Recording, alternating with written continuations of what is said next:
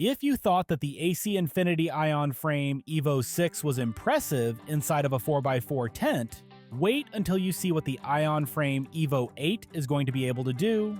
This is a 730 watt grow light that can work well inside of a 5-foot by 5-foot tent, but is absolutely amazing inside of their smaller 4-foot by 4-foot grow tent. First up though, we need to get this thing out of its box, and even folded in half like this, it is still a monster. AC Infinity has used the heavy-duty cardboard that all of their lights come with, and yet again it appears that the light has arrived with no damage, which is nice. Closed cell high-density foam keeps any of the pieces from moving around, and there is the same thick plastic bag that we saw on the Evo6, which should keep the light dry and shipping no matter what happens. When it comes to unpacking everything, the accessories box and the LED driver are at the back of the package. The LED driver is packed in its own box of foam, which will keep it safe and keep it from scratching up the light. They really went above and beyond when it comes to the packaging on this light, which is great as it will allow me to set the light on top of the foam and get it unfolded. This light is 44.5 inches by 22 inches when folded up, or 113 centimeters by 56 centimeters for those folks that don't use Freedom units. Unfolded, the width doubles from 22 inches to 44 inches or 112 centimeters, which will fit very nicely into a 4x4 tent. Inside of the accessories box, there is the user manual along with the light controller. Just like the Evo6, you can use the Evo8 without a controller, but it will be at full power all the time. After that, we have the two UIS cables. The shorter one is 2 feet or 61 centimeters, and the longer one is 10 foot 6 inches or 320 centimeters. After that is the driver power extension cable that is also 10 foot 6 inches or 320 centimeters. Finally, there is the accessories baggie that has the driver bracket and the various screws needed to install the driver. Speaking of the driver, this one is a lot skinnier, but a lot longer than the one that we saw with the Evo6. All you need to do to install the brackets is to flip it over and use the 4 screws through the bracket into the driver. Just like the Evo6, if you are planning on installing the driver on the light itself, then you want to make sure that the fingers on the bracket are pointing away from the driver. However, if you want to install the driver on the wall outside of the grow tent, you will want to have the fingers pointing down towards the driver instead. Go ahead and lay the driver onto the center 2 bars of the light and attach the power connector from the light into the driver. Just push it in firmly and you should hear it click into place. To secure the driver to the light, grab the 4 thumb screws and put one into each of the holes in the bracket so that the driver gets locked into place on the bars. Once the driver is in place, we can connect the driver to the light controller using the shorter UIS cable, and to do so you just need to remove the rubber plug from the port in the driver and plug the cable in between the 2 pieces. You can use the light at full power without the controller connected, but you will need to connect the light to the controller to change the dimmer levels, or turn the light off once it is plugged in. To hang the light up, I am going to go ahead and use the included wire and clip sets that are in the accessories bag, along with the 2 ratcheting hangers that are in there as well. I like that the wire sets are very low profile. Once they are connected to the hard points that are already part of the light, they only take up 6 inches or 15 centimeters of space. Looking at the driver mounted on top of the light, you can see that AC Infinity makes it really easy to see all of the electrical specifications, which a lot of companies have started removing from their drivers. It's little things like this that really make me like these Ionframe lights, and I can't wait to start testing this thing out to see how it does. From this angle, you can see how the UIS cable runs from the driver to the controller, and there is just enough slack to stick the controller to the front of the light without there being a lot of slack getting in the way. I have now hung the light inside of the AC Infinity 4-foot by 4-foot grow tent that we checked out a little while back. I will leave a link to that video in the description below if you missed it, and while they recommend using this light inside of a 5x5 grow tent, you know I prefer to squeeze the largest light possible into a tent, and this light will just barely fit in here.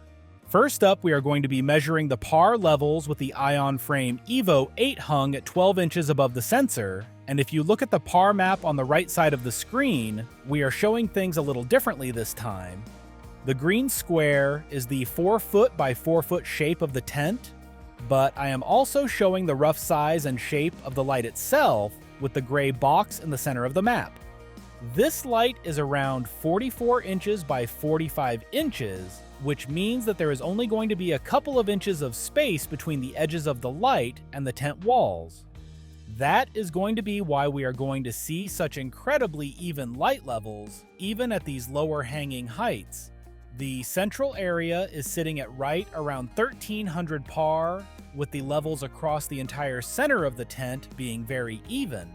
However, as we get to the outer edges of the tent, we are going to see a bit of a drop-off down to around 1000 par, with over 700 in each of the corners. Moving the light up to 18 inches away from the sensor shows the par levels across the entire tent, dropping in a pretty even fashion, which isn't surprising as the light nearly fills the tent from edge to edge. In the center area, we are seeing about 1145 par, dropping down to around 850 along the edges. The light levels in the center of the canopy at both 12 and 18 inches are going to be way too high for most plants, and it can be a real pain to work on your plants under a light that is this close anyways. If you do want to use them at this hanging height, I would really recommend using the dimming function to reduce the brightness, as you have a real chance of light burning your leaves with par levels over 1000, which is what you will be seeing with the light hung this close. Looking at the power draw of this light, we were pulling 729 watts from the wall with it turned all of the way to 100%, and we tested it at all of the available light levels as well to give you an idea of how much power it will pull from the wall at different settings. With the dial set to 8, the light was pulling 536 watts from the wall. When we moved it to 6 on the dial, the light was pulling 422 watts. With the dial set to 4, the light was pulling 311 watts from the wall. Finally, moving the setting down to 2 on the dial brought the power draw to 205 watts. We also have the rest of the readings showing on the screen as well. I just didn't want to have to read all 10 of them out loud. Or really, I didn't want to make you have to listen to me read all of them out loud. Next up, we are going to move the light to 24 inches above the sensor, and in the center of the tent, we are still going to see over 1000 par, while it is going to be around 800 par around the edges of the space, which are still awesome numbers. This would be a really great spot to hang the light for a lot of the things that folks are going to typically be growing in a tent like this, especially with being able to dim the light to your desired level. We did a lot of measurements with the light dimmed as well, which is what the par X numbers that you see are for. With the light hanging at 24 inches like this, and the center par level at 1023 with the light turned all the way up, the way to figure out what the levels would be at a different setting is to multiply the par reading by the par X number that matches the setting that you wanted. Let's say that we have the light set to 6 on the dial, then we would multiply 1023 by the par X number, which for 6 would be 0.61, giving us 624 par. You can do that with any of the readings on these charts, and that should get you pretty close to the right par level. Now that we have moved the light up to 30 inches above the sensor, we are seeing a maximum of 935 par in the center area, with the light levels staying pretty constant around 750 par along the edges. I do want to say that having the ability to use the light controller remotely at the end of the longer UIS cable has been a really nice change, as it lets me easily adjust the dimmer settings as I am pulling all of these readings without having to actually open the tent all of the way up, which is saving me a lot of time. Testing these lights in a 4 foot by 4 foot tent means that I need to take almost 1600 separate readings, and anything that can speed that up makes my life a lot easier. We get asked quite a bit what sensor we are using to get all of our par readings, and we are using the Apogee Instruments SQ420 par sensor. It is fairly affordable as these things go, with the only drawback being that I have to plug it into my laptop to see the readings as it is just the sensor. Next up, we have the light hung up at 36 inches above the sensor. We are looking at just under 850 par in the center area of the tent, with around 700 along the edges. These are actually really decent numbers considering how far from the sensor the light is at this point, and while I would usually say that you shouldn't be hanging the light this far from the plants with these light levels, these numbers are still very serviceable for a lot of different plants that you may be growing, and the levels across the board are actually pretty decent. If you are flowering out cannabis plants, these light levels would actually even still work for a lot of photoperiod plants that are only getting 12 hours of light, and a lot of garden plants would absolutely love these levels. Finally, we are going to take a look at this light hung at 48 inches above the sensor, and we can see that we are just barely over 700 par in the center of the tent, with the outer edges at right around 600 par. For the amount of electricity you would be using having this light at full blast hung at this height, I would not really recommend using it like this. If these are the light levels that you are looking for with your specific plants, you would be much better off hanging the light at 24 inches with the dimmer set to 7, as you would be using only 3/4 of the electricity while still getting fairly similar light output. That is the benefit to using a light with a dimming function. You can really save quite a bit on electricity costs by simply dimming the light a bit.